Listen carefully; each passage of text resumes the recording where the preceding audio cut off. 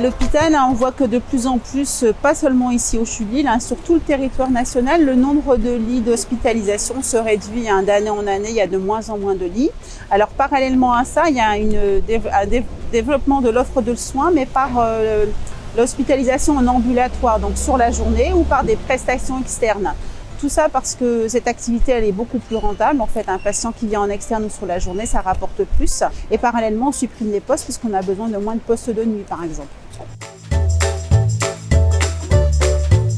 Pour les patients, l'impact, il est assez simple. On renvoie les gens assez rapidement chez eux à la suite d'une opération qu'on peut faire en ambulatoire. Et puis c'est à eux après soit de passer en hospitalisation à domicile, soit de rentrer chez eux, puis de revenir peut-être en urgence puisque ça n'ira pas.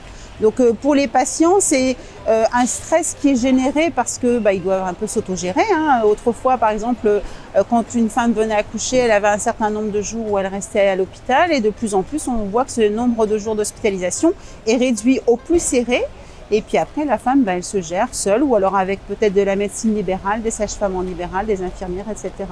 Donc il y a une transformation du soin à l'hôpital. En fait, on externalise de plus en plus.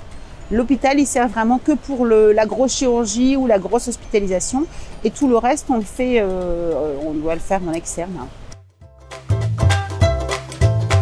Dans le cadre des lignes directrices de gestion issues de la loi de transformation de la fonction publique, les directions vont pouvoir mettre en place ce qu'on appelle les contrats de projet. C'est-à-dire qu'ils vont pouvoir embaucher pour un projet particulier des agents sous contrat, donc sur une durée limitée et bien circonscrite.